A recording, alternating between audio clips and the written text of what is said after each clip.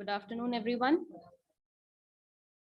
On behalf of Ms. Nesing, Chairperson, Satyam Group of Institutions, Mr. Pradeep Gupta, Secretary, Satyam Group of Institutions, Dr. Vandana Jaglan, Principal, Satyam Fashion Institute, Dr. Neetu Malhotra, HOD, Satyam Fashion Institute, all faculty members and non-teaching staff of the organization, I, Devanshi Arora, Assistant Professor at Satyam Fashion Institute, welcome you all to the technical session 2 of the International Virtual Conference.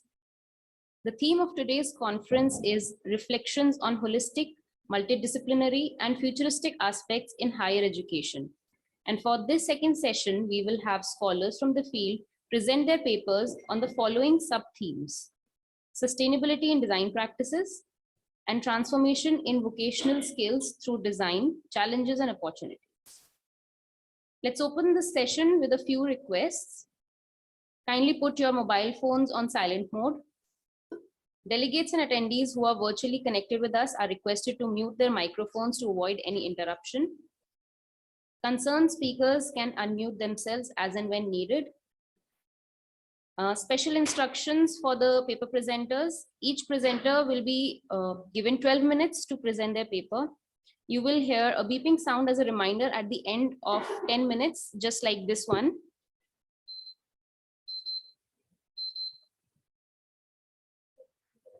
Thank you. I hope I'm audible to everyone. Yes, ma'am. Yes, you are Devanshi, ma'am. And I hope the beeping sound is also audible to everyone. Yes. Okay, thank you so much. To chair the session, we have our esteemed guest, Dr. Praveen Chauhan. Dr. Chauhan holds a PhD in Textiles and Clothing from CCS Haryana Agricultural University, Hisar. She has been associated with National Institute of Open Schooling for 12 years. She has extensive experience in curriculum designing, development, and review of various vocational courses in the area of handloom and handicraft, clothing and textile for target groups of different ages and skill sets.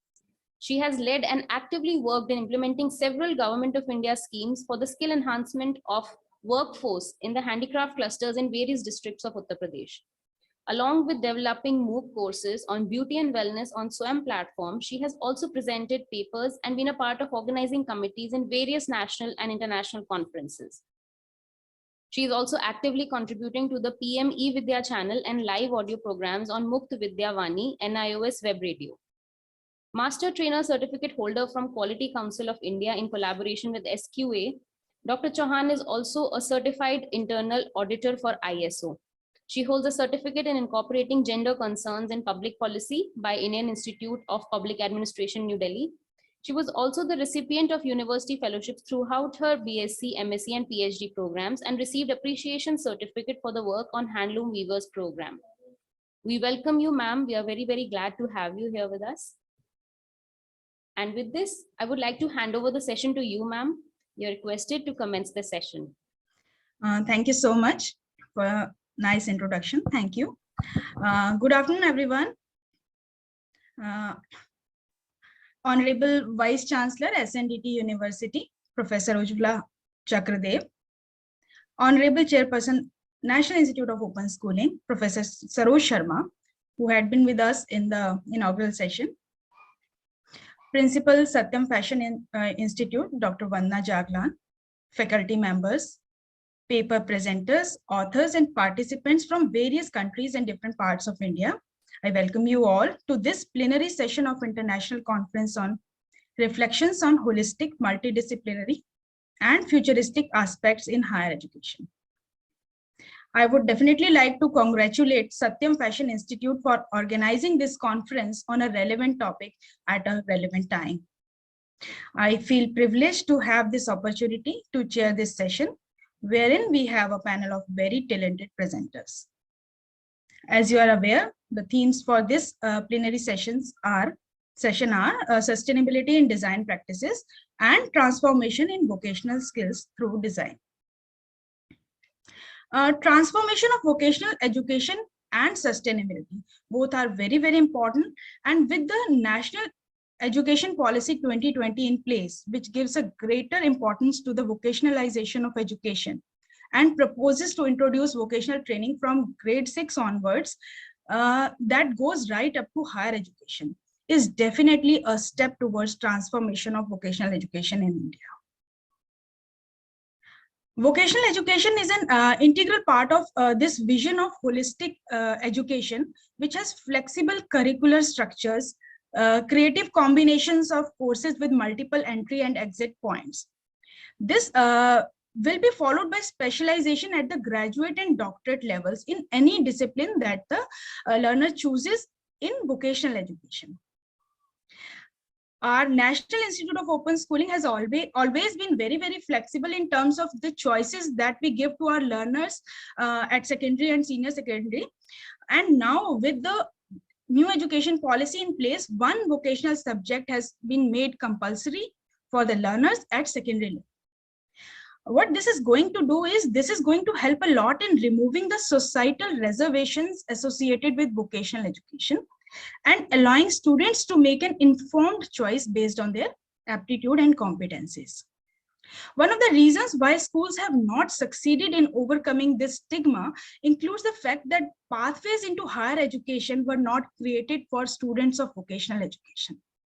We had initiated vocational streams in various areas at secondary and senior secondary level, like in the area of handloom weaving, yoga, agriculture, beauty, but the upward mobility of learner was a challenge. Now, in the context of higher education, guidelines to offer internship embedded programs have been launched. The rationale behind this is that when freshers gets a job, he or she ought to have a fair amount of experience of the application of the knowledge gained in the classroom to the real world. Not only this gives them exposure, but also prepares them for what to expect in their field and increase their confidence in the workplace. I would like to mention here that the Satyam Fashion Institute is already doing a very good job in empowering young girls and women and providing adequate industry exposure to their students so that they are job ready when they pass out from here, which is very, very important. Another point that I would like to highlight is another aspect that NEP 2020 emphasizes are the various vocations involving traditional art and crafts. We had a lot of discussion on sustainability, and the conference has very, very nice speakers who were talking so nice, so good points they gave about this sustainability. But I would also like to mention here that Indian traditional craft and art and embroideries and handlooms and handicrafts, there's so much that needs to be explored. We have few speakers who will be talking about the revival of these arts. So what NEP says is that local artists and master craftsmen are to be hired as guest faculty to promote local art and craft into the normal education institutions as well. This sector needs further diversification for its progress, since many clusters are entirely dependent on government and non-government schemes for their sustenance. Many of the traditional artisans are migrating to work as laborers into other unskilled jobs, mainly due to poor earnings and exploitation by the middleman. The current state of the Indian artisans shows a need for honing their skills in terms of new designs and technology, along with enabling them with entrepreneurial skills. The national plans also support the same, and skill development of artisans has been receiving focused attention for past many years. I would like to mention here that various schemes of government are already being run under various ministries for the promotion of Indian traditional art. We ourselves are working on projects with Ministry of Textiles for the benefit of handicraft and handloom workers for past many years, for their skill upgradation, as well as to provide them training in entrepreneurship, functional Hindi, English, tell them about various government schemes that they can take benefit from, banking procedures, GST, all these trainings we are giving to them. This endeavor would familiarize these artisans with the latest technological know-hows and designs that will upgrade the product to meet the international standards. Under these schemes, the training is funded by the ministry, and at the same time, what is more important is that the wage compensation is also provided to the artisans so that they are able to attend these trainings at the because their wages are lost when they are attending these trainings.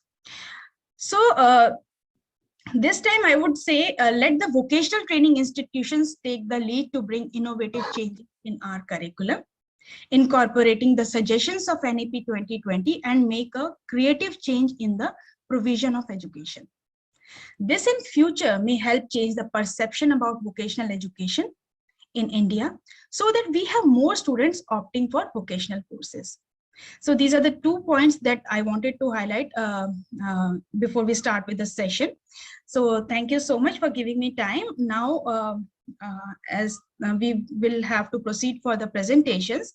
So as already you have been informed that we are having 2 themes, and we have almost 6 very interesting presentations today based on these themes. All the presenters will have 12 minutes to present, and we will take the questions later on after finishing all the presentations. Our first paper is on Vajika art, need to be re-established, challenges and opportunities. The paper is authored by Mr. Ujjwal Ankur, who is research scholar at Department of Drawing and Painting, Government Arts College, Kota, and Dr. Shalini Bharti, HOD and Associate Professor, Department of Drawing and Painting, Government Arts College, Kota. So I would request Mr. Ujjwal to start with his presentation. Over to you, Mr. Ujjwal. Thank you so much, ma'am. Am I audible? Yes, you are. Yeah, thank you so much. Let me just give me 1 minute, ma'am. I just shared my presentation.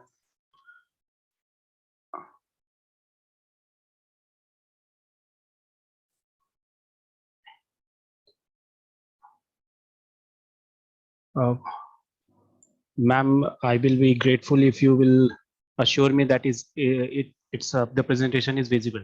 Yes, it is visible. Yeah, okay. So my topic is Vajika art need to be re-established, challenges and opportunities. I'd like to extend my first thanks to my guide, Dr. Shalini Bharti. She's not here, but under her guidance, I am doing this. So Vajika art, my today's presentation will have 3 broad category. First, what Vajika art is, from where it came, and the second will how we should re-establish this art form, why it is important, and then how the industry and how this art and design fraternity will get benefited from this. So as name suggests, Vajika, this came from one of the Mahajanpadas we had in 600 BCE, that was Vajji.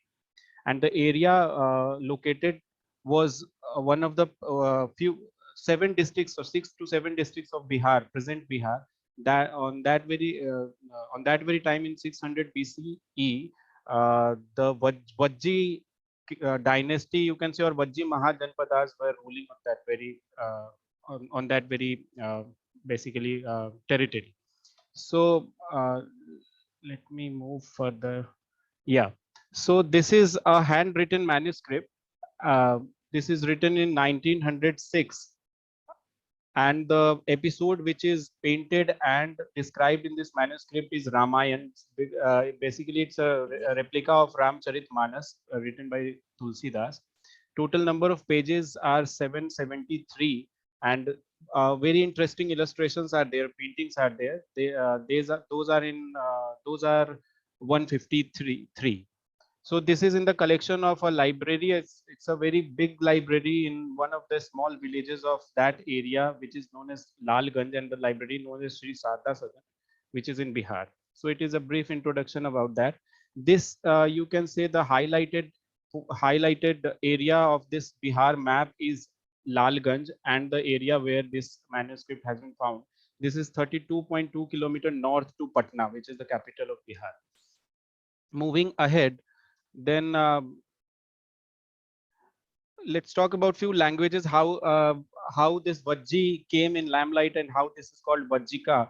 So we have this Bihar, in Bihar, people used to have 4 dialects, 4 language.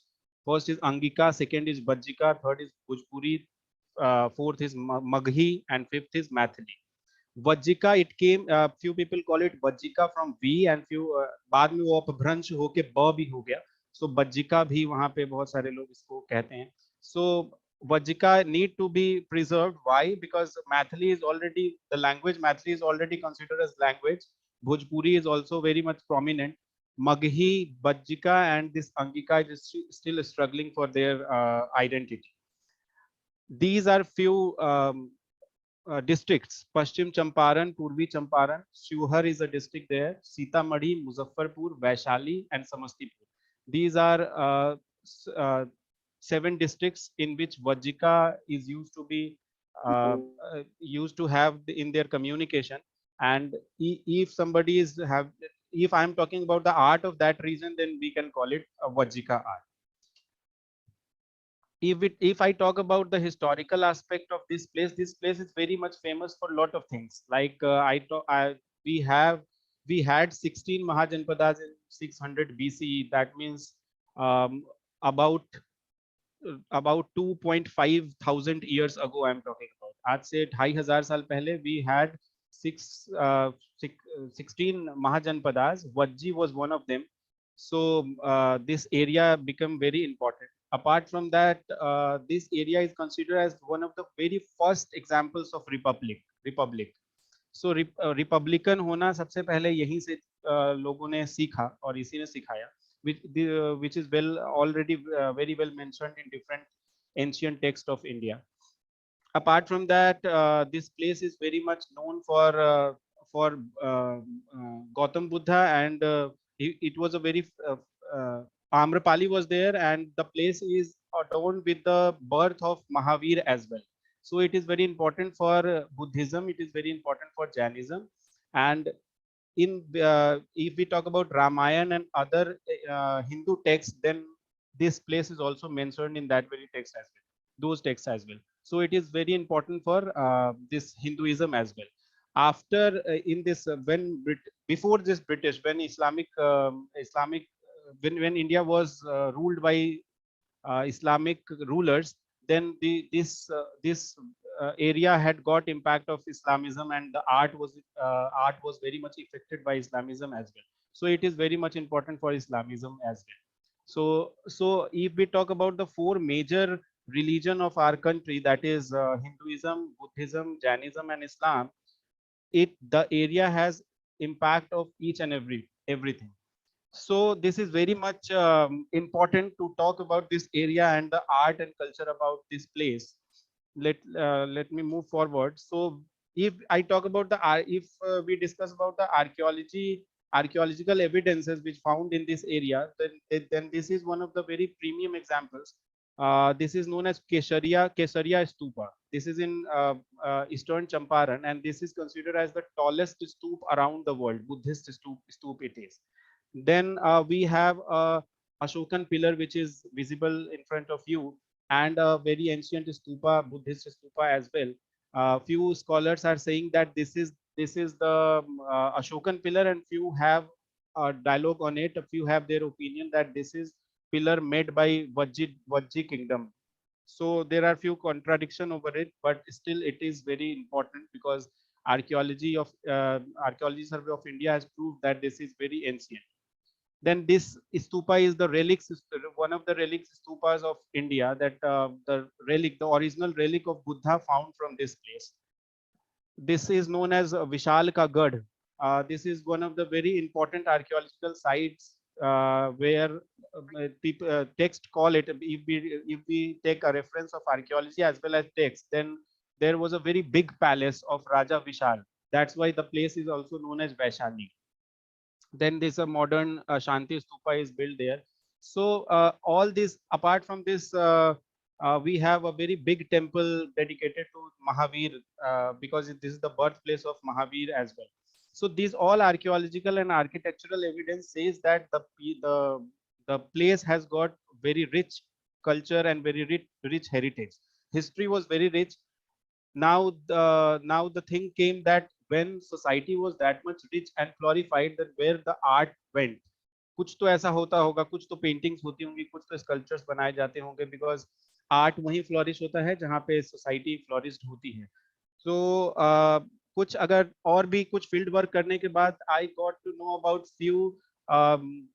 few number of sculptures which are already preserved in the site museum, and few different sites I also discovered. You can see here that a few gold sculptures are already published in journal, and few sculpture, one is of Devi and one is of the portrait of Naika. The Devi sculpture is made up of stone, and the Naika is of terracotta. And very interestingly, I got to know about these places which I try to portray in couple of pictures here. That wells in that very area, different villages had different kind of wells, and inside that well there are a lot of carvings which is totally which is not like other form of Indian art. Like Madhubani is very nearby to this place, but this carving doesn't have any similarity to Madhubani art. So this is the striking point, what for me especially, to learn more about the art of that very period. So after having a lot of research work and first-hand field research, then I got to know about a manuscript, what today I am going to discuss with you all. That this is the manuscript which was found, and the Ramcharit Manas is illustrated. You can easily see that handwritten. It is a handwritten manuscript. In one hand, text is written, and in another paper, in another side of this manuscript, in another folio, paintings are made on the basis of episode which is written. Now this is very important to decipher what is written here, which episode is being written here. So this is in language known as Kathi, which is not now prevailed. Now they are using this Devanagari script, and they are using Hindi or Sanskrit for any kind of official work, and obviously English is there. So Kathi was there before. I think at the time of Britishers, the Kathi was there. So after going through this text, we deciphered that each episode is related to different episodes of Ramayana. Each paintings are dedicated to different episodes of Ramayana, and in front of you, these paintings have very different presence, which is not similar to other established tribal and folk art of India. If we talk about Madhubani painting or Gond art or Tanjore or Mysore or any different established form of art, then it is this art form, or in fact miniature painting as well. This art form is very much different from those. It has got a very simple and plain flat background. Uh, in the first painting, you can just, I'm giving a brief introduction, a brief explanation about this characteristics of this artwork. That the first painting, you can see that we have a top view as well. In the same time, we have the aerial view as well. The pond is looking, if we look at the pond in the first painting, then it is giving a top view, and the other figures are in aerial view. So there are a lot of different characteristics which are not similar to other established painting. So if we talk about media and surface, then original color was used, but in few of the folios we found that oil was also used as a medium, so that stains were coming in a different side of the folio. These are the paintings, established painting of India, and the center figure is Vajjika art, which is anybody can easily decipher that they have a very different kind of appearance. Now, if I talk about the conservation, then conservation is very much needed. I put few of the slides which can easily be seen that they are pasted by sellotapes, and stains are coming, and few impressions behind that painting are coming. So this need to be conserved, and if these things be conserved, then we will have established a new kind of Indian, what should I say, Indian folk or tribal art, which can be called Vajjika painting. And this manuscript can be preserved in any of the leading museums of India. And after conserving it and after re-establishing this art form, we can make that local artisans and local craftsmen aware about this form of art. They can use this form of art to make different kind of products, different kind like Madhubani painting. They may the artisans of Madhubani, they make a very soft I ఇంకా ఇక్కడే ఉంది ఇంకొక soft I వాడిది May I request everyone to mute their mics, please? Except Mr. Ujjwal. So they make beautiful silk sarees, and they make beautiful this Madhubani painting on that, and they are selling it across the world. So after re-establishment of this Vajika painting, we can make those local artisans, especially living in that very area, they can basically, what should I say, they can transform their artistic ability in their entrepreneurship as well. They can have hobby classes, they can train this art form, they can make different kind of products, they can sell it across the world. And if this Vajika painting will get GI, that is geographical indication, by our government of India, then definitely we can set art academy like Lalit Kala Academy, and those initiatives taken by government, those things can be established there to uplift and to nourish this art form as well. So this is all about my today's presentation about Vajika art, re-establishment, opportunity, and challenges. Thank you so much. Thank you very much, Mr. Ujjwal. It was a nice attempt, and this is very much the focus of Government of India about revival of the traditional art and crafts. And I am not aware if there are any artisans who are still practicing this kind of art. So that is also would be a major challenge to find those artisans who can, further train, and we can go ahead for the revival of this art. So nice attempt, and I would congratulate you for that. And now request our next presenter. And our next presentation is on sustainable care practices through garment design. This is authored by Dr. Nidhi Gupta, Department of Fabric and Apparel Science, Lady Irwin College, University of Delhi, and Dr. Seema Sekhri, same Department of Fabric and Apparel Science, Lady Irwin College, University of Delhi. The presentation will be done by Dr. Nidhi, and I would request Dr. Nidhi to please come and give her presentation. Dr. Nidhi. Thank you, ma'am, for the introduction and for inviting me for this presentation. Before I begin my presentation, I would also like to extend my heartfelt thanks to Professor Vandana Jaglan, Principal, Satyam Fashion Institute, for giving us, these research scholars, the opportunity to present our research work on a platform and on the theme which is very relevant to today's scenario. So since I have limited time, without wasting time, I would like to share my screen with you.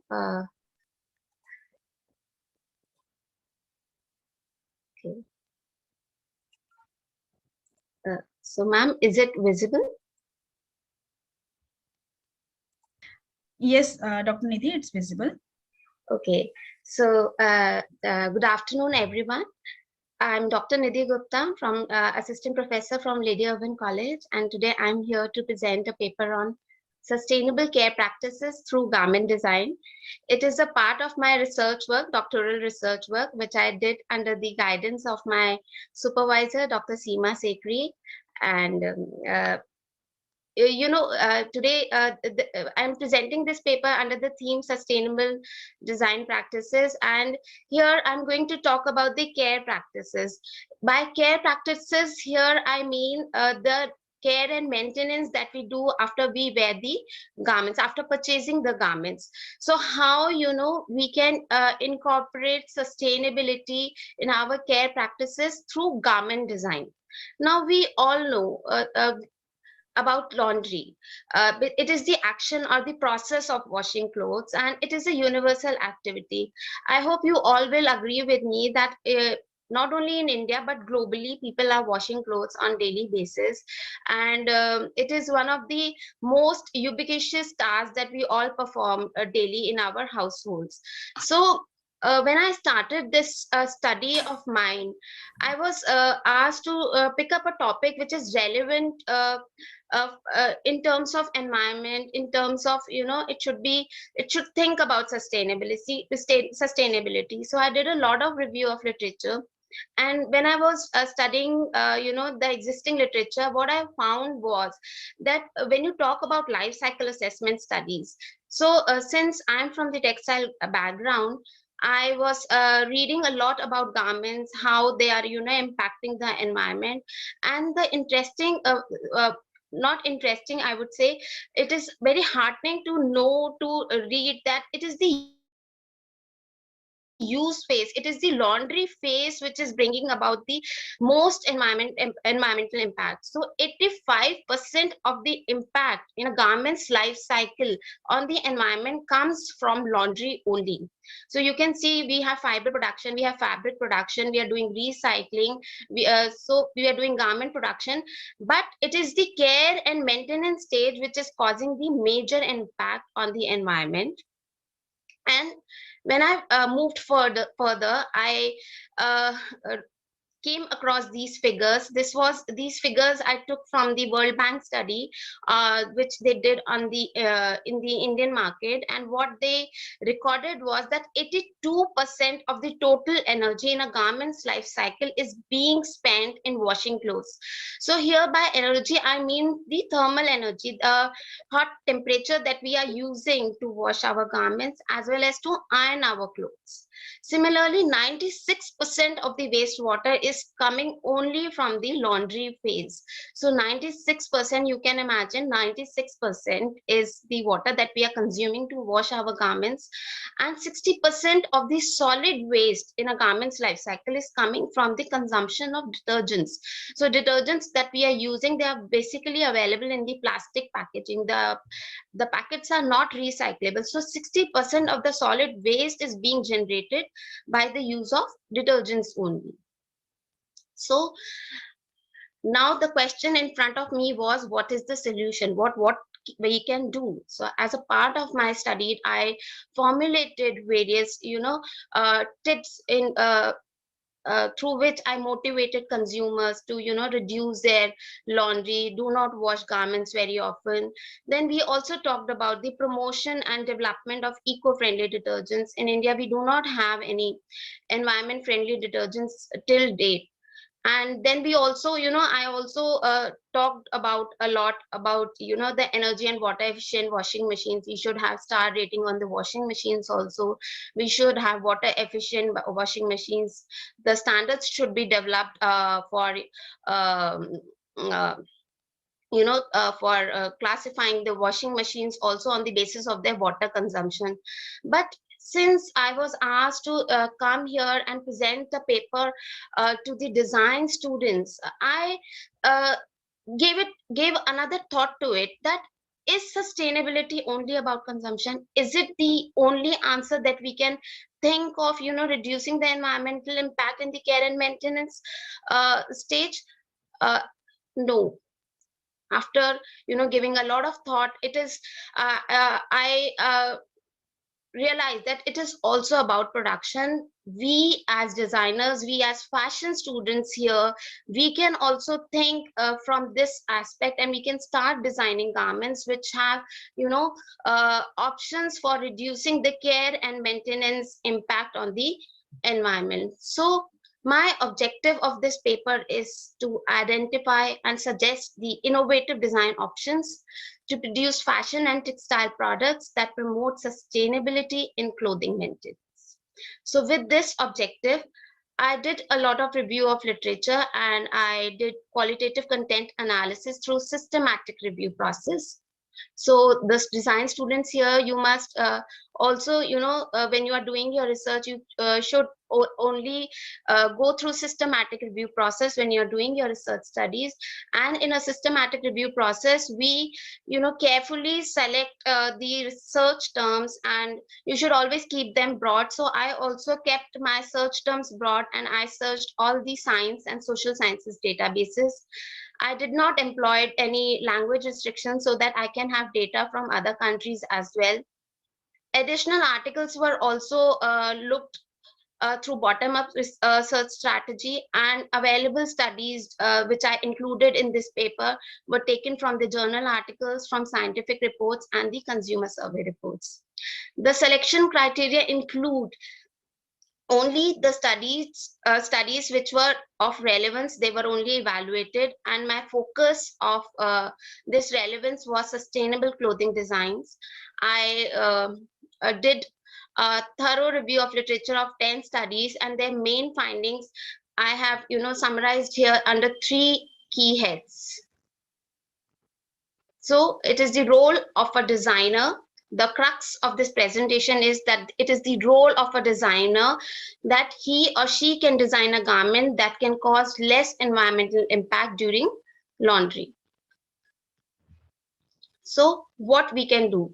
The first is we can change the fiber composition and alter the garment structure.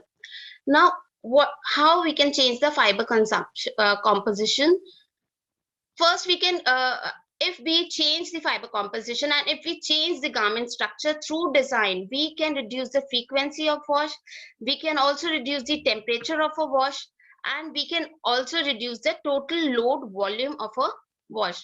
Now, how you can go about it is how you can reduce wash frequency through fiber selection and garment design component. So a designer can choose garments, choose fabrics that resist dirt. As we all know, a lot of research is being carried out. A lot of technological institutes and universities, they are now producing, they have now developed stain removal, stain resistant coatings and soil repellent finishes. So very recently, I attended one conference there. This gentleman presented a paper on self-cleaning denim. So he has designed a jeans which is made up of a fabric which has a soil repellent finish, so the denim doesn't get soiled easily. So similar kind of fabrics can be chosen to make garments, so that the garments does not require washing. Then another problem that we face, especially in India, we wear very tight fitted garments, like we wear blouses if we move to the southern part of our country, so where we have very fitted blouses, and the problem of staining, the sweat, perspiration, the problem of perspiration leads to odor development, and which causes us to wash our garment after every single use. So we can also prevent such things by designing garments which have loose fit around the armholes, or in case we want really tight fitted garments, then we can opt for antibacterial treatments on those fabrics. Then another option that is available now, since technology has really taken up, and due to globalization, we have things available here right in India also. So there are various companies. One company is Technical Absorbent Limited. They are making super absorbent pads. So super absorbent pads, they are actually sweat absorbent pads. So the designers can incorporate these sweat absorbent pads. They can be easily removed. They are disposable. They can be used on the areas like your underarms, on your collars. So only these sections of the garments which get soiled, which develop odor, you can prevent these things, and you can reduce the wash frequency of your garment. Then another thing is we can use care labels to suggest airing and stain removal. So labeling is also very important to guide consumers. They should go for airing and should not opt for washing every time. Then one can also, through design features, one can also reduce wash temperature. So here in India, we are majorly, focusing on cotton garments, but we can think of blends also, where we have cotton polyester mixture, or we can only go for synthetic fiber also. So these synthetic fibers, they do not require temperature to be 60 or 90 centigrade for efficient cleaning. You can easily wash them at 30 centigrade, and you can also iron them at low temperature. So then you can also, dry garments under the sun. In India, we have this ample amount of solar energy available to us. So these kind of options can be explored. Then there is a group of researcher. I just want to give you these ideas. There is a group of researchers in Europe, Laitala and Klepp. They have designed these sustainable design labels for the garment industry, wherein they are giving this message: think climate, wash in low temperature, avoid tumble dry. Now tumble drying is picking up very fast in India. I don't know why. We have ample amount of sunlight available in our homes, so why are we not using it? Why are we going for the dryers? So dryers, they are again consuming a lot of energy, and we are increasing our carbon footprint. Similarly, another label was wear often, wash less for a happy environment. So they're again trying to give a message: try to wear your garments more than once. Then the third was reduce wash load volume. You need not have to wash the entire garment every time after wearing. It is only some areas of the garment which get soiled. So we can also think of modular design. As we are thinking of modular design in architecture, in the field of interiors, we can also think of modular design in the field of garment designing also. So having detachable collars and cuffs, only these are the areas which get soiled frequently. So if you have detachable collars, if you have detachable cuffs, you can incorporate different design to your garment, and you can also reduce the wash load volume. So you only need to wash your cuffs and your collars. You need not have to wash the entire shirt. Similarly, we can have detachable sleeves also. So the area of underarm where you get this odor problem, so you can remove your sleeves, wash them, and you can attach them if you want to, or you can wear your garments without sleeve also. So this will help you have again, we are in the era of fast fashion, so we can have different options available to us for making us for making you look fashionable, as well as you are in the direction of being sustainable also. So another area is you can have detachable hems. So in a frock, as you can see here, this is the dress in the center this girl is wearing without a hem. She can apply a red color pleated hem here, if you will see the picture on the left hand side, or in the black color, and you can give a different design look to your garment, as well as you have to reduce the wash load volume. So these are some of the ideas that can be incorporated. I think I'm running short of time. I've already exceeded my time.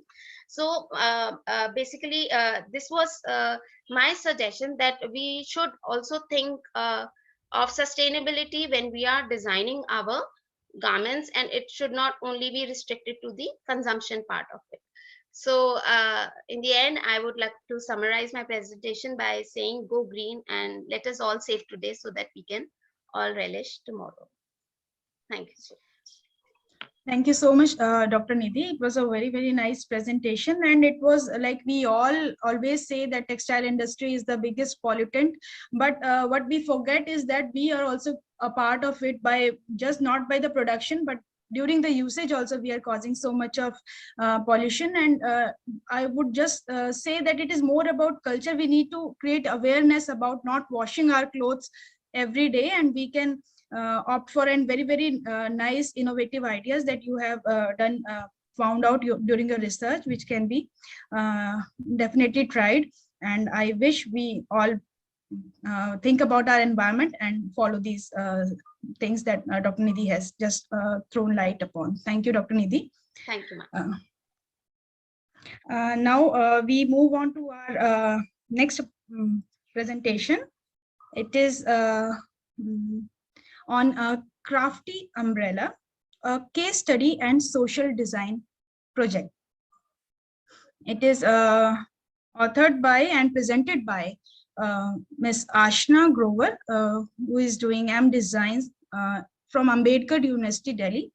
So I would like to invite Ms. Ashna Grover to make her presentation, please. Hello, am I audible? Yes, you are.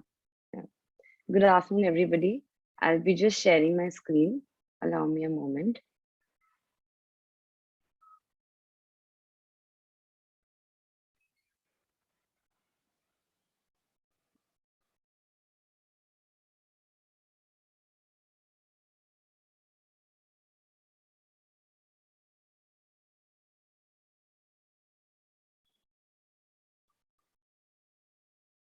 Yeah.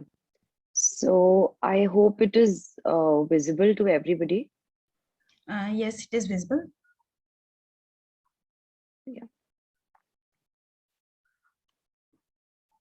Just give me a moment. Yeah. Hello, everybody. I am here to present my paper on the Crafty Umbrella, which is also a social design project and a case study. This project has been mentored by my professor from Ambedkar University, Professor Khushbu Dablish, and it's also a part of a group project that was carried in my second and third semester. Um, So to begin with, I'd like to first, think and discuss on the question why. So why do you even think, or why do I even think I should be designing at the first place? What is the role of a designer, and is it actually always to just come up with interactive and creative solutions and solve some problems that we are facing with? Or is it more than that? So I think it is more than coming up with solutions to problems, and it is also responsibility of a designer and a person to think on a social scale, to think on a bigger scale, and to focus on the bigger picture. So I started my inspiration when I was studying sustainable development goals, and SDG 11, which is sustainable cities and communities, is my inspiration, which tells that we should make cities and human settlements inclusive, safe, resilient, and sustainable. And here, when I use the word sustainability, it need not always mean it is about literally designing a certain product or thinking about design from the core sustainable lens, but I think it's more than that, which I will be explaining further. So by 2030, the aim is to provide universal access to safe, inclusive, and accessible green and public spaces, in particularly for women and children and older persons. What now? Why am I doing this project, or why I even did it? It is important to first read the city. I'm talking about Delhi, and my case study, I was focusing and working on Gujarati Market, which is a very famous Gujarati lane in CP, Delhi. There's also a very short, small story. Basically, 1970s, a group of 40 to 45 women migrated from Surendranagar, Ahmedabad, and they came here in Delhi, and they started selling lot of authentic handicrafts, different kinds of silver jewelry, fabric, clutch, fabric purses, and different kinds of crafts which are available. And but then they had a lot of issues because there was not proper space where they could have established themselves, and they were continuously shoved away by policemen, government authorities, and other people. Also, these people were assumed to be a threat to the handloom heart that is there. So basically, this was the small story, and there are different structures that are available in that particular lane. So first is permanent shops, which have a proper space. Kiosks. So basically, these kiosks are movable, but they're permanently there. They're there to keep their stuff and storage purposes. We also have temporary spaces, which is pavements. And fourth is temporary spaces near public toilets. My focus is completely to design the intervention according to women vendors who are sitting on the pavement. Now, who are these women vendors? As I told you, these are a group of 40 to 45 women who migrated in 1970s. And of course, the picture has been clicked with prior permission of one of the women vendors who was there.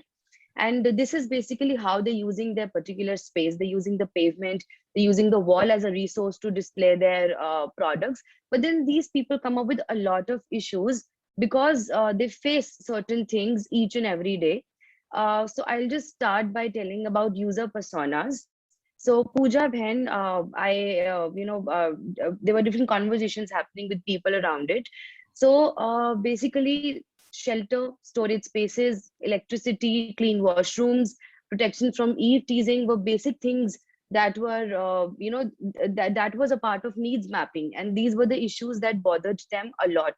So we were focusing on discussing and having a conversation with these people to understand their personas.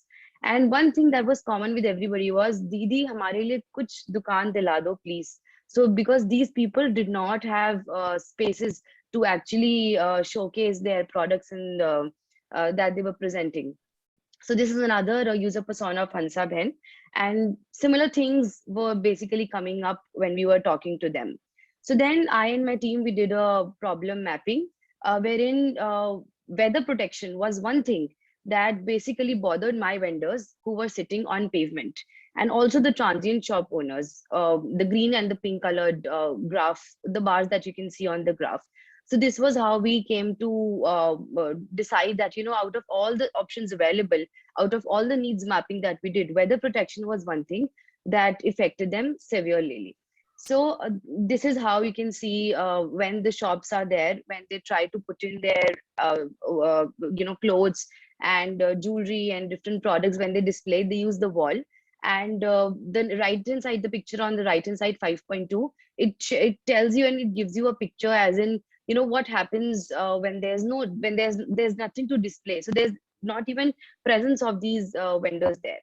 So basically, absence of structure is one thing that relates to a lot of problems. Absence of claim on space, lack of recognition, and safety concerns for my women vendor, because these people are also the ones who are sitting to the extreme inside of the lane, and it becomes too dark during the evening time. So what can be the possible solution? I wanted to explore sustainability through a trifold lens. So first of all, would any structure give them a possible source of recognition, any temporary structure? So I started exploring and started designing to think from that perspective. So structure design, it could have created, a sense of claim on space. Craft, I just did not wanted to take a tarpaulin or any such material and fix it and give it a structure. I had to think of sustainability from various lenses. So the craft of weaving the discarded tarpaulin came in rescue. And third is social spatial lens. I wanted to also see how people are reacting towards that structure and having a claim on space on the pavement. So basically, the idea was to make the spaces recognizable and safer when they have a structure.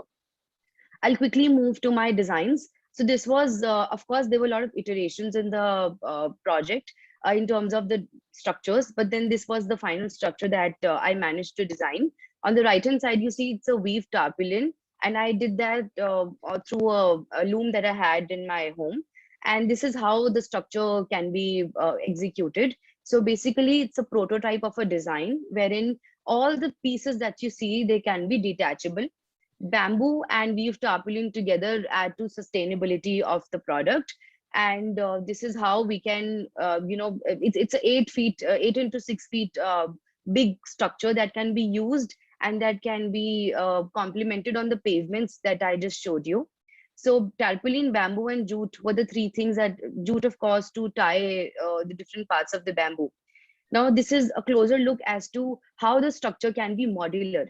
So, there are different sections on the bamboo, wherein we can also adjust the height of the tarpaulin, and the shed can be adjusted according to different sizes. And according to different spaces, it can also be widened and it can also be closed. So this is how it would look like if we try to close a certain part of it. And then this is the technical details as to how many parts of bamboos will be required, what are the sizes, what are the lengths, and what are the dimensions that will be required to create the structure. Another thing that I designed was literally the crafty umbrella, wherein how we can use the similar technique to create a very easy, portable, and lightweighted structures which people can carry with them, and they can also bring it with them. So there's a sense of claim on space when they bring their structure and they put their dukan on the pavement. So this was how the umbrella would look like.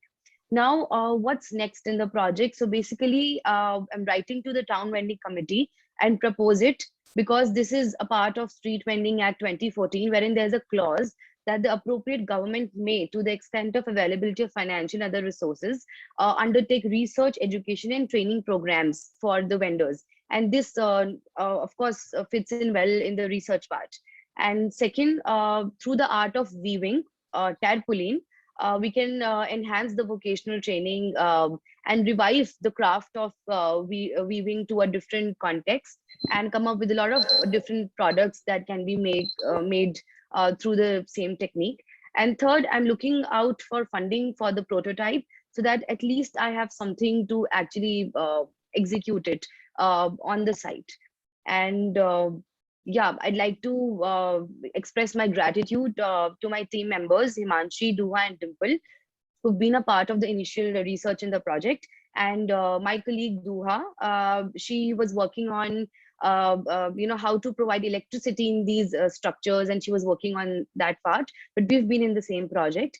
And of course, my School of Design faculty, Ambedkar University, and my classmates. And I would just like to conclude by saying that all men are designers.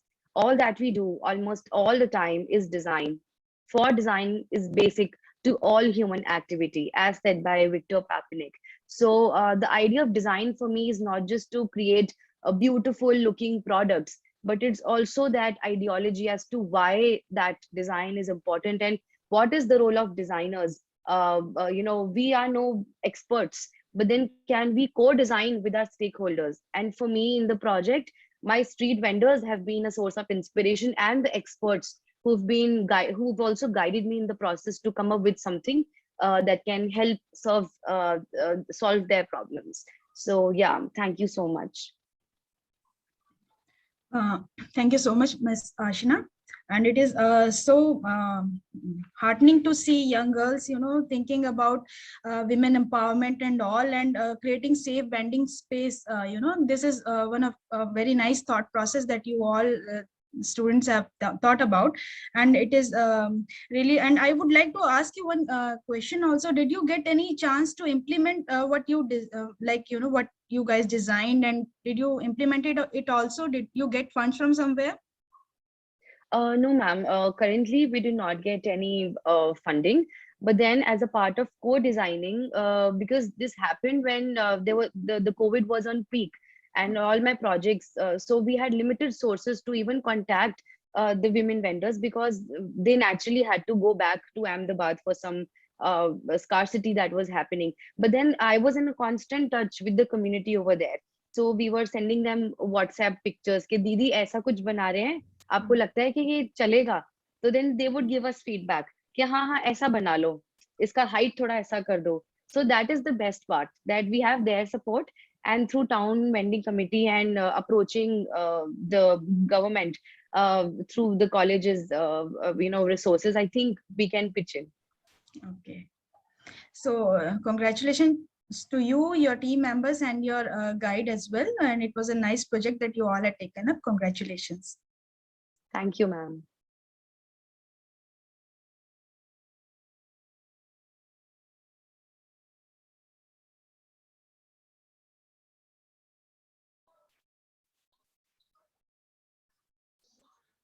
Voice is not audible, I guess. Ma'am, you are. Okay. I'm so sorry. I think I muted myself. So, we move on to our next presentation, which is on yellow color producing fungi for dyeing textile substrate and eco-friendly approach. The authors of this paper are Ms. Shumaila Naz, research scholar, Department of Fabric and Apparel Science, Institute of Home Economics, University of Delhi, Dr. Charu Gupta, Associate Professor, Department of Fabric and Apparel Science, Institute of Home Economics, and Dr. Sunita Agrawal, Associate Professor, Department of Microbiology, Institute of Home Economics, University of Delhi. And for paper presentation, I would like to invite Ms. Shumaila Naz. So over to you, Ms. Shumaila. Thank you, Praveen ma'am. I hope I'm audible to you. Yes, you are audible. Please go ahead. Okay, ma'am.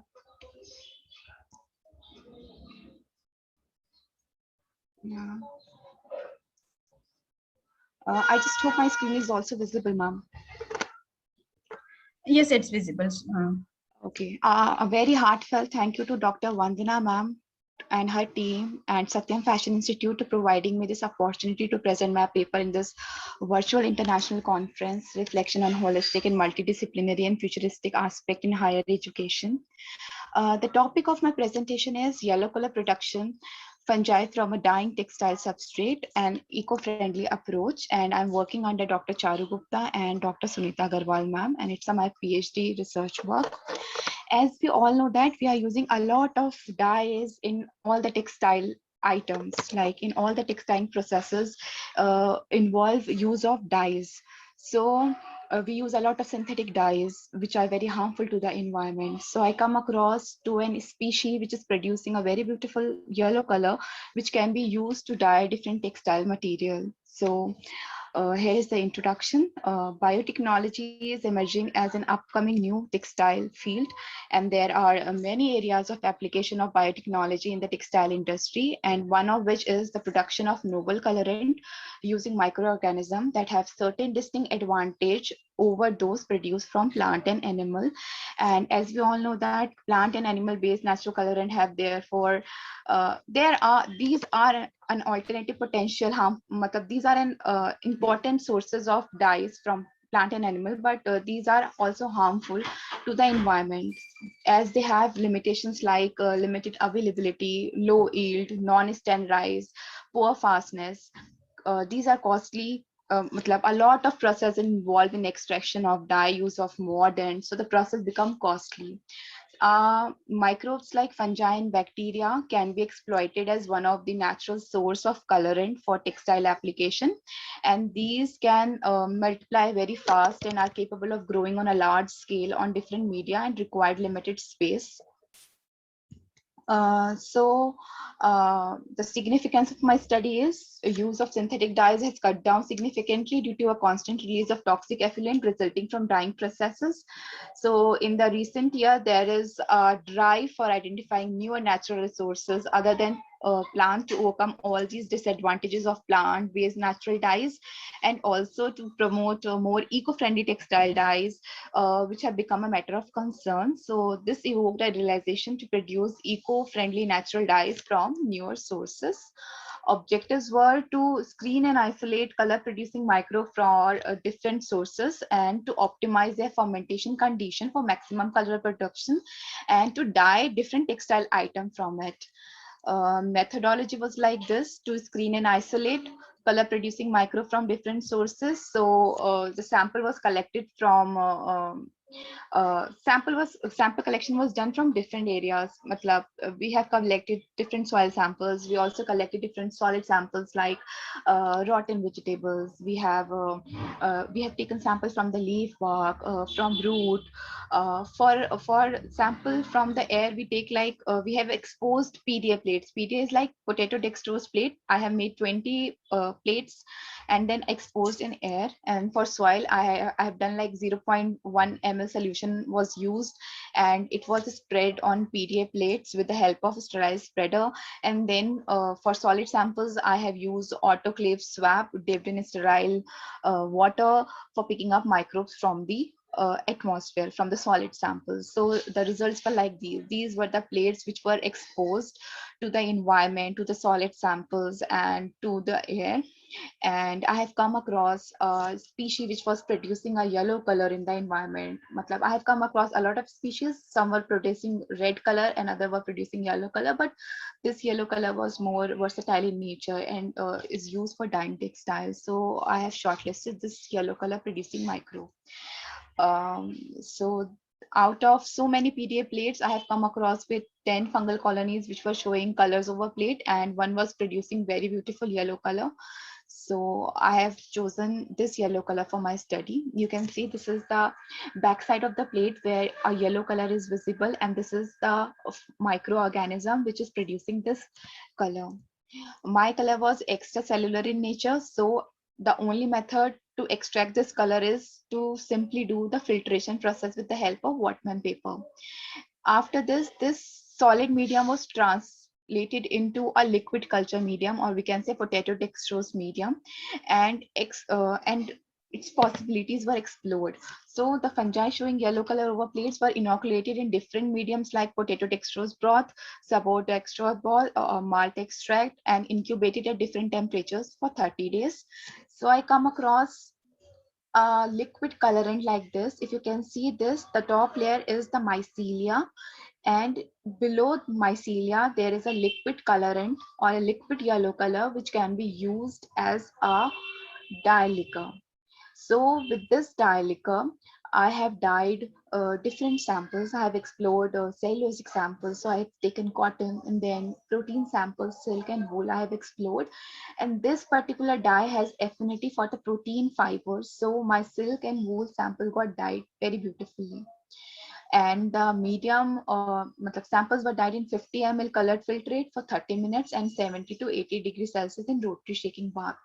As we all know that the acid dye is done on a silk and wool fabric takes a lot of time. It is a 1 hour cycle for acid dyes on silk and wool fabric, and it requires a lot of auxiliaries in it, like putting some chemicals like acetic acid or formic acid, and it takes a lot of time. So in this process, there is only in 30 minutes time, we get these yellow color.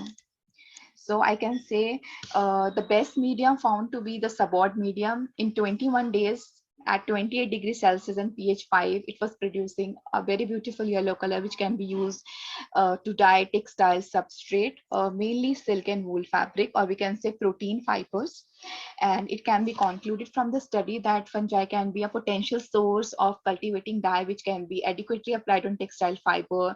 Their fermentation condition can easily be monitored and can be easily be standardized for maximization of pigmentation. And these natural dyes can be commercially produced on a mass scale in an inexpensive and environmentally friendly manner.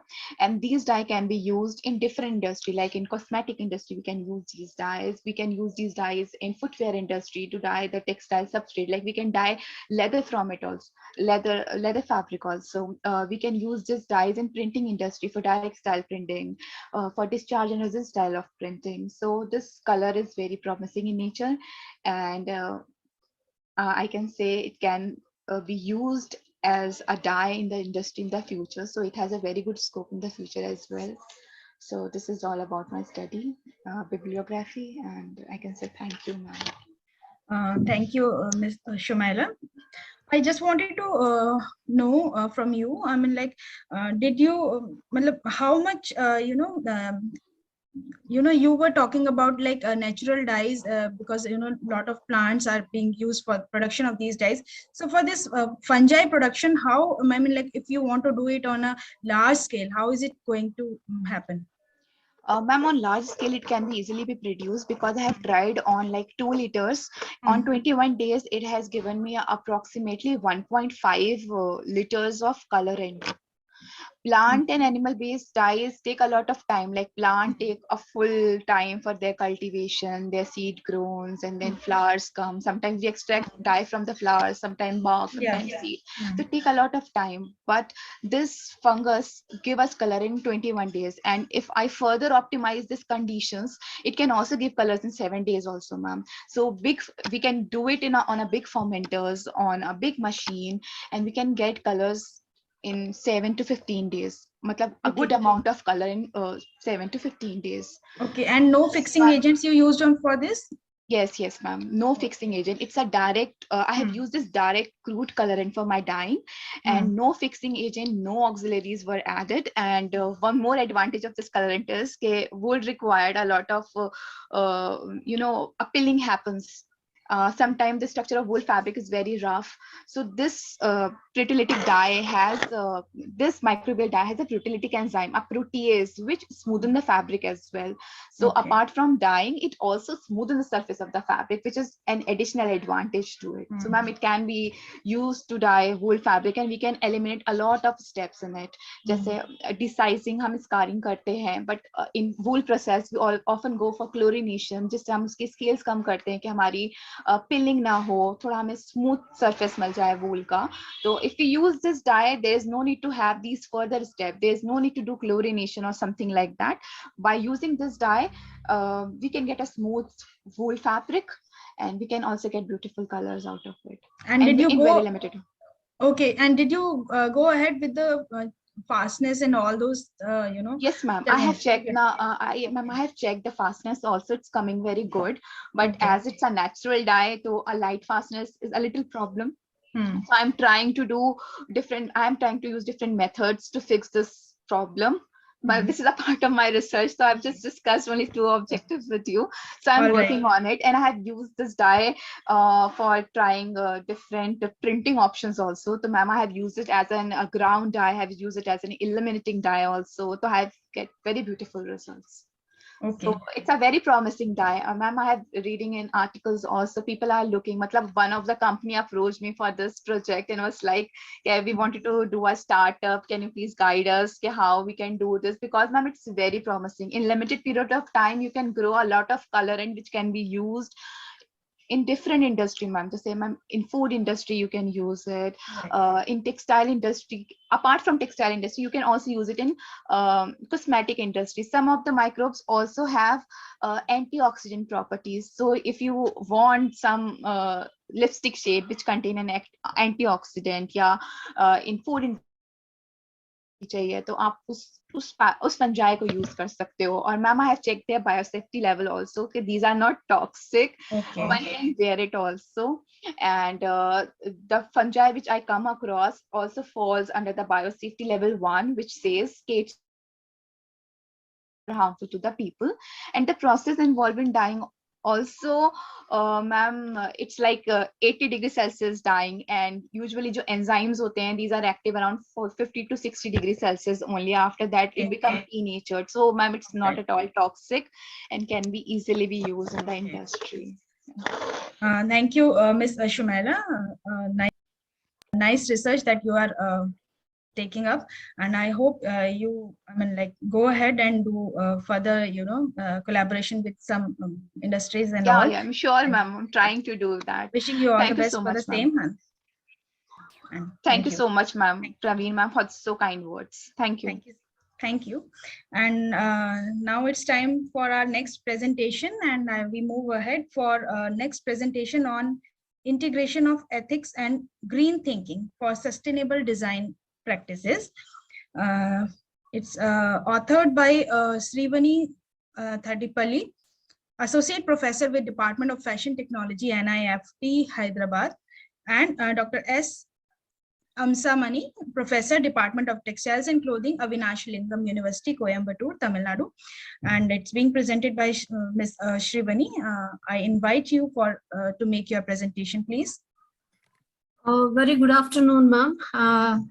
Thanks for giving me this opportunity. It was wonderful being here and to share my paper with you all. I just need 2 minutes of time, ma'am, just to open the presentation. Yeah, sure.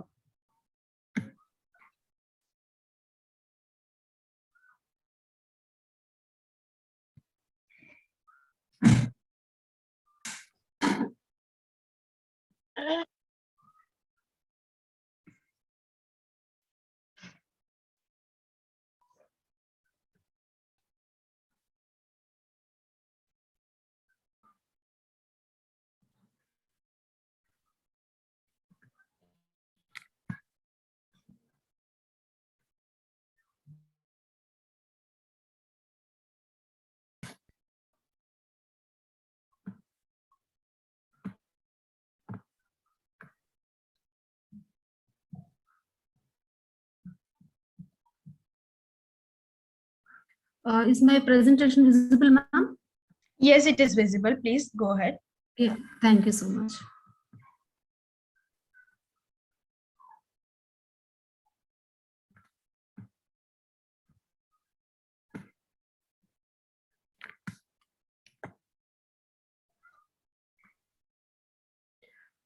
So today I'm going to present my paper on integration of ethics and green thinking for sustainable design practices.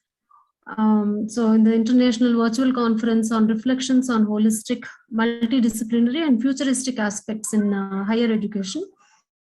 In fact, actually for today's presentation, I apologize beforehand that my presentation has no many pictures, maybe because of a little paucity of time. It has a lot of text, and I request your please excuse me for that. Is my slides getting are you able to see my next slide? Yes, ma'am? yes, we are able to see your slides, please. Yeah, go ahead. Yeah.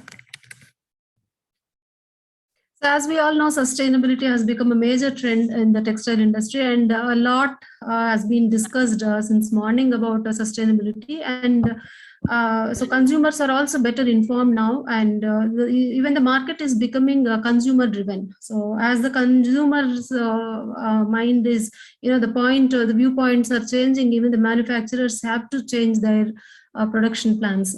So manufacturers are also increasingly committed to tapping innovation potential and promoting sustainable development. So sustainability strategies range from sustainable designs and the use of innovative materials and processes to the optimization of resource consumption and recycling.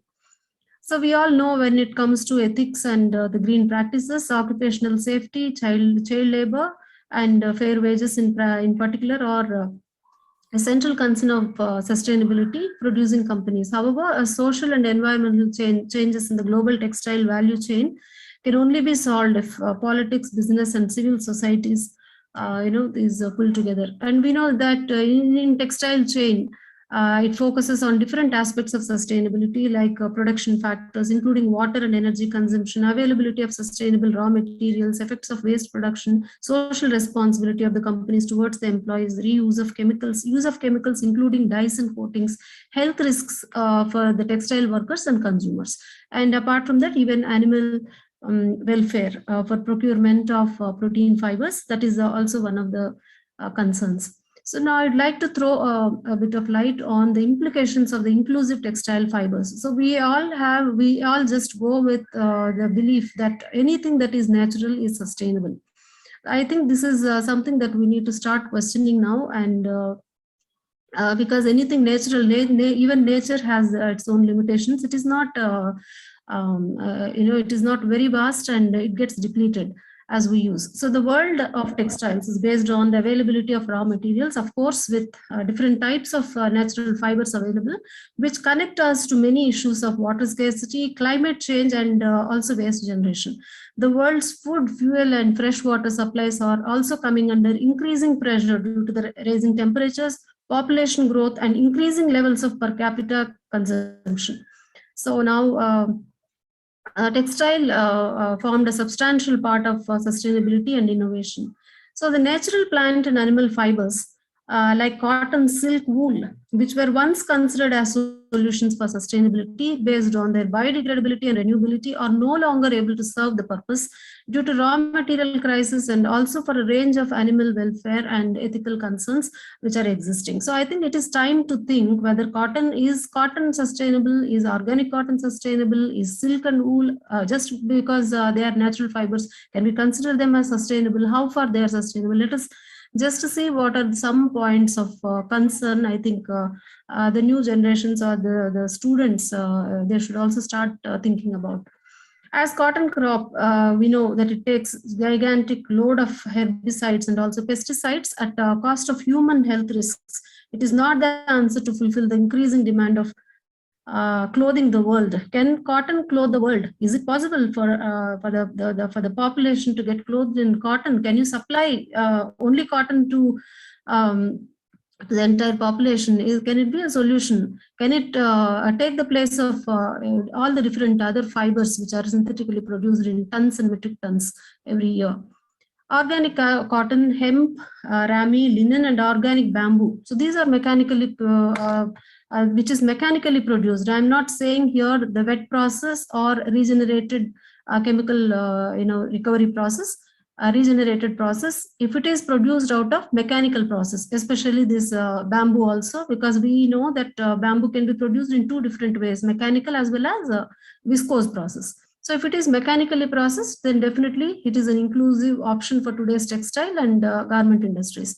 Innovations in textiles have brought alternative plant-based regenerated fibers of first, second, and third generation fibers. I think this is where we need to focus more.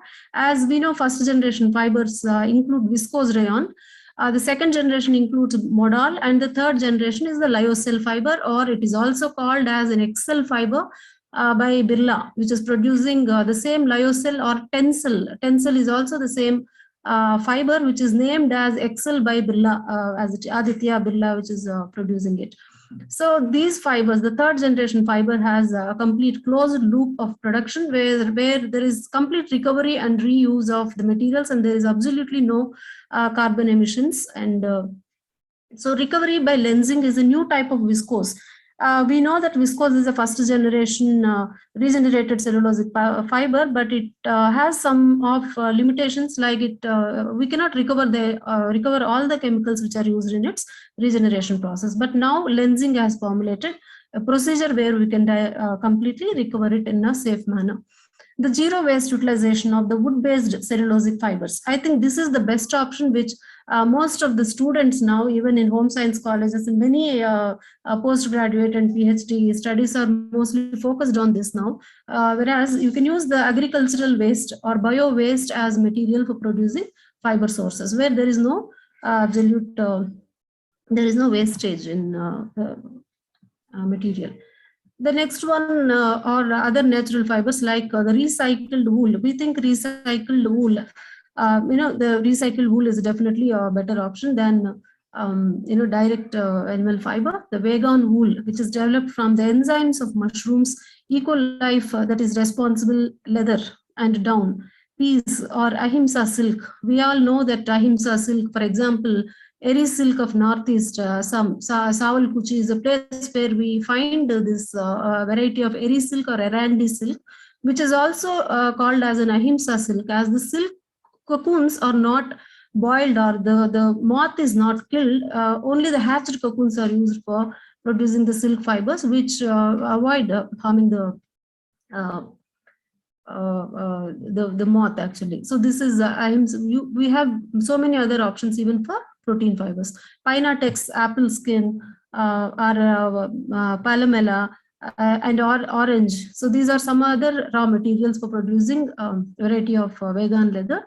The byproducts of fruit industry and cork fabric out of tree bark have entered the sustainable fashion world as cruelty-free eco-vegan leather. So I think these are some of the areas we need to, but still there are some sustainability issues, because they use, though the material is, to a major extent it is vegetable material, but still they use some kind of resins or polymers to bind these materials. So maybe with an eco-friendly alternative for such kind of resins, we can also think that these materials can be 100% sustainable. So modern meadow grows leather by biological leather technology without harming any animals. So in this biofabrication, which enables growth of nature's materials using DNA of the animals. So growing collagen, the protein found in animal skin in laboratory conditions.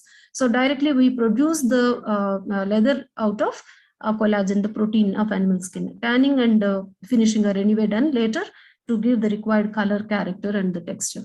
So furthermore, there are sustainable arguments against increasing the use of synthetic textile fibers, which makes a significant contribution to the environmental problems of persistent microplastics. Recycling textiles or synthetic fibers is a sustainable and environment friendly practice. EcoNil is one such type, which is a recycled nylon, which uses synthetic waste from ocean plastic. So abandoned fishing nets, waste fabric made using a closed loop system. So there is no wastage. Lot of nylon or the nylon which is thrown as waste in ocean, these are collected and produced, recycled for producing EcoNil. The next one is the organic cotton. So we now just discussed about the sustainability of natural fibers like hemp, mechanically produced bamboo and all that. And let us see how organic cotton, is it a sustainable option? The moment we take the word organic, and the green, we just link it with green and we think it is definitely sustainable. But I think in in the present scene of production in India, we need to just think twice before taking organic cotton as sustainable option. So cotton that is grown without undue use of pesticide, insecticide, or chemicals and fertilizers is known as organic cotton, that we are aware. And the methods of organic cotton farming ensure soil health, fertility, reduce chemical effluents in the groundwater, and does not use genetically modified seeds for plantation and production. So this is what is actually the authentic production practice of organic cotton. So there are various benefits of organic cotton, as we are all aware. So that is less environmental footprint when compared to the cotton, conventional cotton farming. It uses 88% less water, 62% less energy, keeps the workers and farmers safe since there are no chemicals and pesticides in use. Organic cotton produces products also help in sustain the livelihoods. When a consumer purchases an organic cotton product, they are investing in the environment, the farmers themselves, and also in the future. So let us see now what are if this organic cotton is sustainable option or not. I think there are few drawbacks that we should also make a note. Unsustainable farming practices, if there are any, okay. So because it is a combination of both traditional as well as a contemporary practice, so people should be very much aware of the farming practices. If any unsustainable practice may eclipse the potential benefits of organic cotton. It has lower yield since the cultivation process does not include any chemical fertilizers. As there are no chemical fertilizers used, the production is very less. So even though the water consumption per tree is lower, so if you compare, between cotton as well as organic cotton, maybe the water consumption per tree is very less. But to match the yield of the conventional cotton, that is the production that we can take out of cotton and meet the demands of the market, larger area of irrigation is needed, which consequently requires more amount of irrigation because the production is less or the yield is less. Naturally you go for using more land, and irrigation of more land automatically uses more water also. So since large corporations are in the market as producers of organic cotton, consumers must be aware and educate themselves on identifying the original organic cotton and not be fooled by greenwashing, because we don't know just with the labels we can go with organic cotton, and if all the eco labels are properly applied on the product to identify and an original or authentic produce.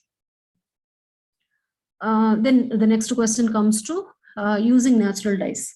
Is it a sustainable option? So again, this is one more question. Can we use natural dyes only for dyeing of all the fabrics? Is it possible to convert to make natural dyeing industry? From converting that from small scale industry to large scale industry production? Can the dye that is produced out of natural sources sufficiently dye the entire textile material? So these are again number of questions. Though natural dyes are best options for fabrics, currently only 1% of textiles are dyed using natural dyes. Indian dye stuff industry currently produces about 300 metric tons of dye annually. So this is actually matched by only synthetic dyeing industry. However, the statistics show that the sheer volume of synthetic dyes and pigments required to feed the current fashion demands causes a major environmental degradation.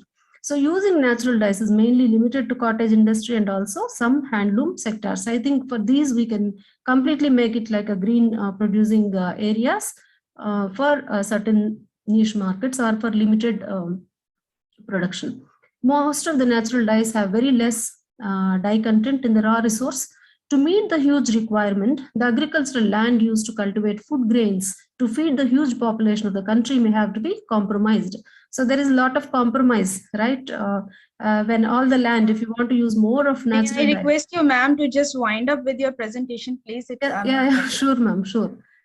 So this is one other thing. Dye stuffs from animal sources requires infrastructure and setup for mass population of the animals, and natural sources require also time to mature before dyes can be extracted. It brings up the issue of indiscriminate deforestation. the existing plant and animal life may be indiscriminately disseminated to produce the dyes. The industry does not have the raw material source capacity or capability to meet the current demands of the market. So more research to come up for the use of synthetic dyes and pigments in a sustainable way. Maybe we can search for a lot of alternative materials or eco-friendly alternatives for different types of chemicals, for auxiliaries, and even dyes also. So maybe that is very much necessary, along with research. Ma'am, I would industrial request production. you to just please, wind up, because we Wind have up? one more presenter, and she should also get her share of time, I believe. Yeah, I got it, ma'am. I am just closing it. I just run this slide and quickly conclude it. This is the last slide. Maybe the remaining slides I will Please not. quickly, in 1 minute, you just please wind up, because we have a valedictory at 4, so we. I understand. Yeah. Yeah. So I think this is a part of ethical manifesto that we need to come up while using natural dyes. I think this is a very important part of my presentation today.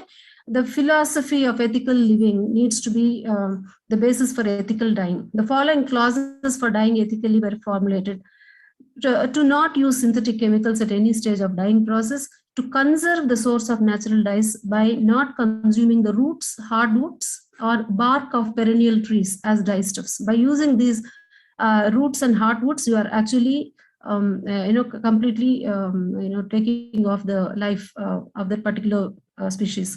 To avoid the use of plant materials that could be food for man and animals. So if it is edible for some reason, it is better you avoid using that material, plant material, for producing color. To minimize the use of flowers, seeds, fruits, those meant for the purpose of regeneration. To cultivate the required dye plants.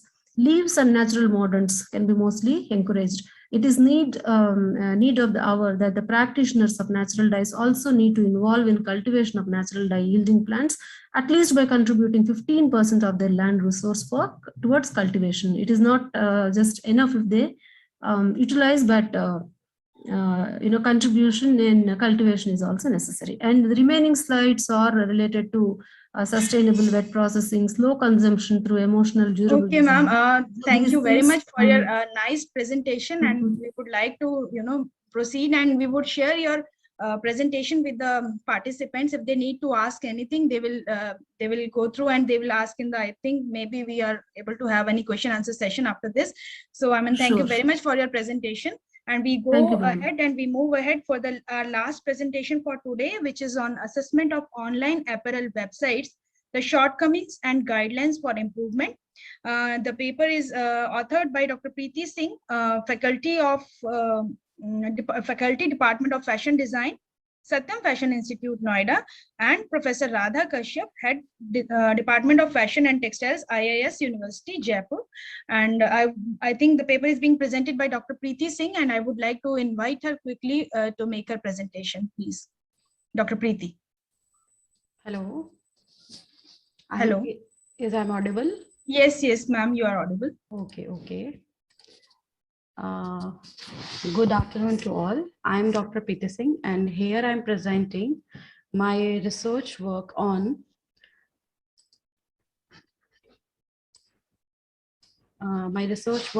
assessment of online apparel websites, the shortcomings and guidelines for improvement. So firstly, I will talk about my topic. Basically, my topic on the assessment of different online apparel websites such as Myntra, Jabong, Snapdeal, and so on, different 5 websites. So basically, in this study, I'm also studied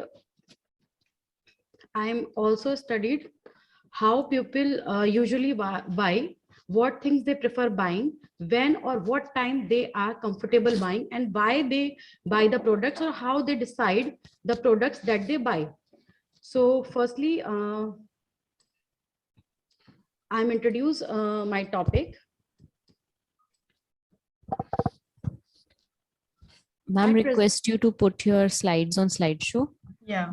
Thank you.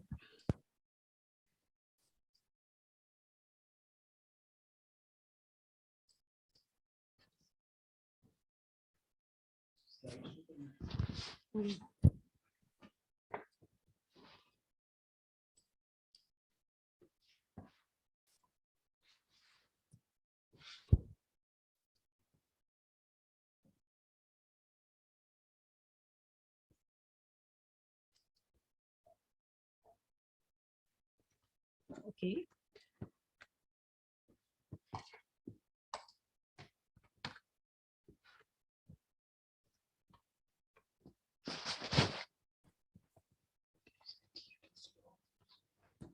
Actually net little slow है यहाँ पे अभी. हाँ जी, हाँ जी.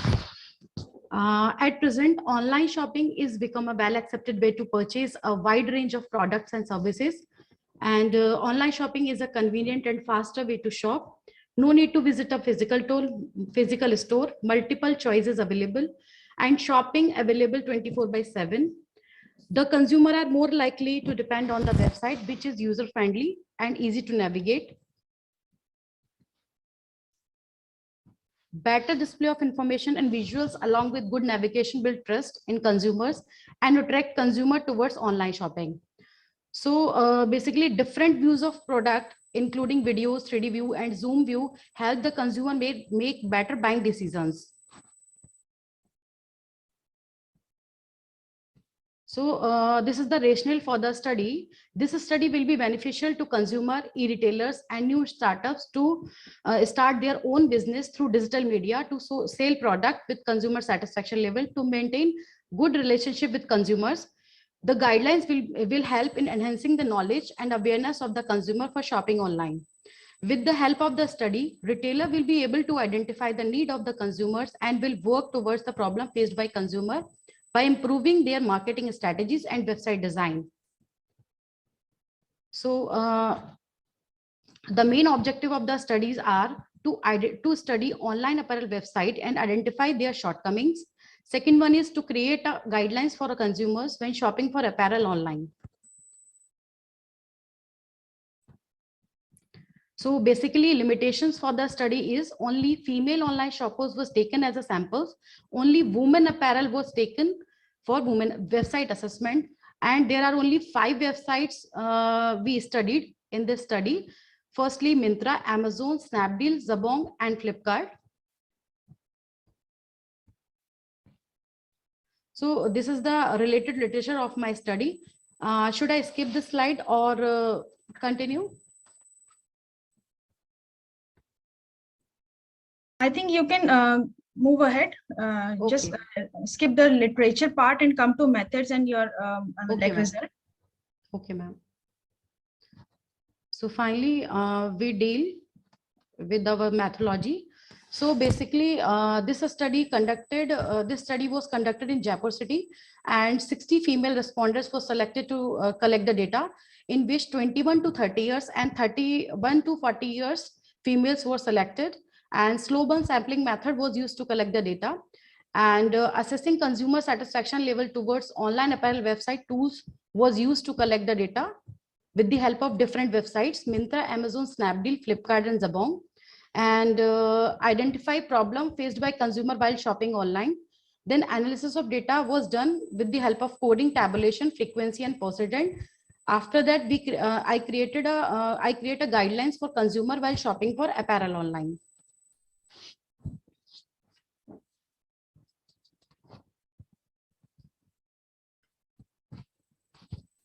Then this is the result of my study.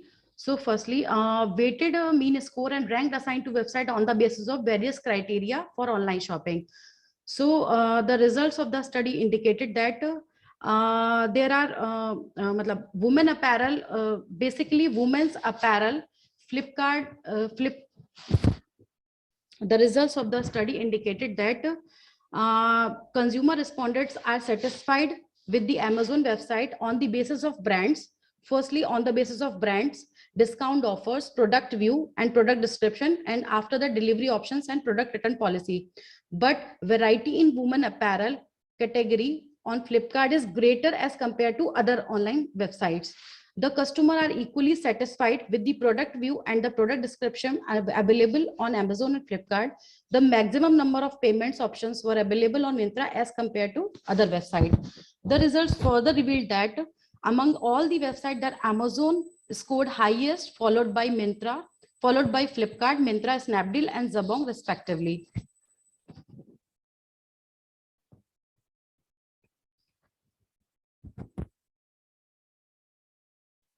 And this is the problem faced while shopping online.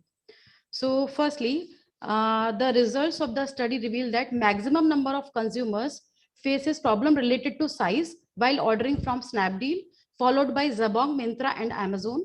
The consumer reported that they were not satisfied with Snapdeal as they did not receive the same size of apparel as ordered.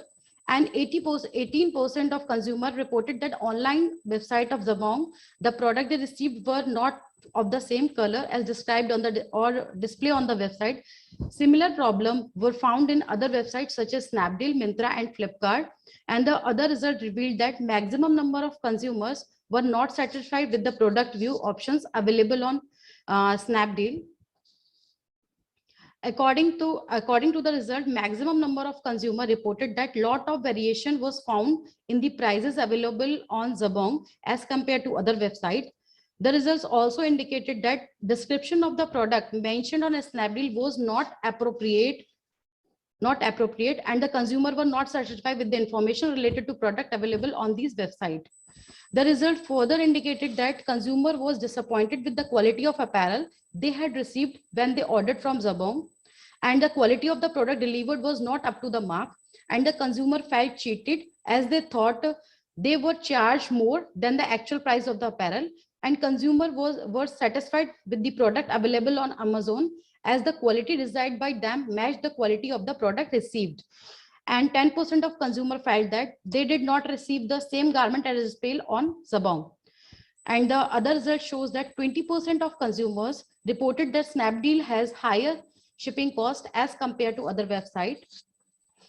And the results also revealed that 15% of consumer reported that they face security and privacy issues while shopping from Jabong. The consumer did not feel secure while sharing their personal information related to accounts, due to which they use cash on delivery as a payment option in the most cases.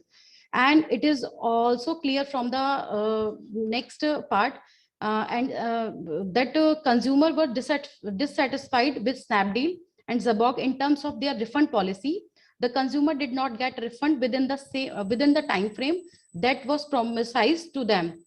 This was a major reason for dissatisfaction. The refund amount was credited to their online account with the website, and the amount was not refunded to their bank account. And the 22% of consumers were dissatisfied with the product return policy of Jabong, and 10% of consumers reported that the same problem with Snapdeal, followed by Flipkart. And the consumer reported that the garment was not same as they expected. The consumer did not have an option to return the garment within a set period of time. So that to overcome these challenges, the problem, a few guidelines have been created to help consumer make better buying decisions. Firstly, consumer should check all the possible options and website for the range of products available in the category of apparel they want to buy. And they should also check the review and rating of the product display on the various websites before making decision to buying a particular product. And they should also inspect all the views available for apparel before making a purchase. And they also should compare the prices discount given by various websites on a particular category of apparel before confirming any product to buy. And further, consumers should check the customer services contact detail before buying any product, any apparel. And the consumer should also check the shipping policy and delivery options before taking any purchasing decision. And customer should read the website privacy and security policy in detail, and also save a copy of the order placed, and should also use a strong password as a login password. And they also advise to check their measurements and size chart on website before selecting the desired size. And it is also suggested that consumers should read the apparel description carefully before purchasing. There are some following points should be kept in mind while purchasing apparel online, such as size, fabric material, color, fabric pattern, garment length, sleeve length, neck, seam finishes, fall of the garment, closures, fit, value addition, and care instructions, etc. And there are some suggestions for online retailer, web designer, or new startups. The website must offer easy navigation for consumer. Website must incorporate view of all product, including videos for apparel, and detailed information related to a product must be mentioned on the portal of the website. And website should display detailed size chart according to Indian measurements and standardized international brands. And in stock and out of stock information must be updated regularly. And website should offer first time shopper discount and credit for referring a friend. And also mentioned a service, also mentioned via refund must be credit to consumer's personal bank account instead of credit in website account. And the online retailer can incorporate some changes in their website using these guidelines to achieve higher level of consumer satisfaction towards online shopping. And the conclusion of the study concluded that female shoppers have a positive attitude towards online shopping and are more inclined to shop online. However, the female's attitude while shopping online depends upon the various website features such as website trust, website design, and perceived apparel quality. And the consumer are more inclined to adopt online shopping, providing a website has a good features and navigation and which offer more choices. The study further reveals that lack of information related to the apparel online is a major drawback for online shopping websites, and the problem which are commonly faced by the consumer are related to description of the product, product view available on the website, and product return policy. It is also concluded that websites such as Amazon and Flipkart are better in terms of availability of information and display of the products. And also found to be more respondents are also respondents were Dr. found to Preeti, be may I request you to quickly wind up, please? Yes, ma'am. So further implications of the study for e-retailer, web designer, and new startup, it will be greatly benefited by understanding the factor influencing the online buying behavior of consumers and develop strategies to improve the customer satisfaction level towards online shopping. And this study will also help in understanding the shopping behavior of consumer while making online buying decision after assessing the consumer review of the product, and the e-retailer would be able to improvise their marketing strategies for better consumer satisfaction. And this study also for the online consumer will be benefited as they will be able to make better buying decision and select the right product depending on their requirement. And research for online, the study will be useful for the academician as it will serve as a reference and will provide guidelines for the researcher who will undertake a study on similar topics. And recommendations for the first We can, I think, skip the recommendation, please. And okay. I would like you to just give your closing and remarks, and we can like. Okay, ma'am. These are the references of my study. All right. Thank you very much, Dr. Preeti, and definitely a very apt research that in the pandemic times, the online shopping is, very much popular, and these guidelines probably would help many to make informed decisions on online shopping. And with this, we are over with all the 6 presentations. Do we have any time, Dr. Vandana? Are you there?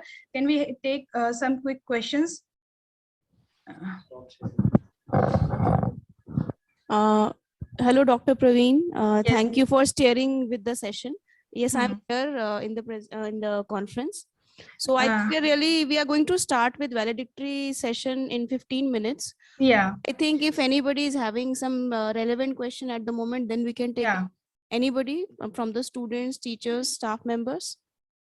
Only 1 or 2 questions. I mean, like those who want to, have any thing they want to ask.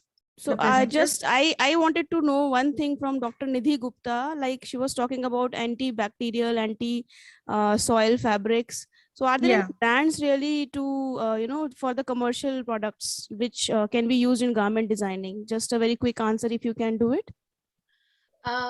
Thank you for the question, Dr. Vandana. Yes, I think they are now commercially, I don't know whether they are commercially available or not, but yes, these products, these finishes have been developed by IIT Delhi also, and they were in the process of commercialization also. So, and few of the brands, I guess, in foreign, they are using these finishes on the fabrics.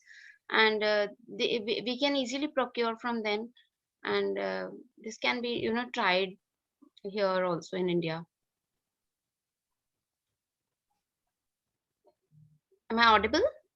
Yes, yes, Yeah, Nidhi. thank Yes. you. Yeah. Thank you.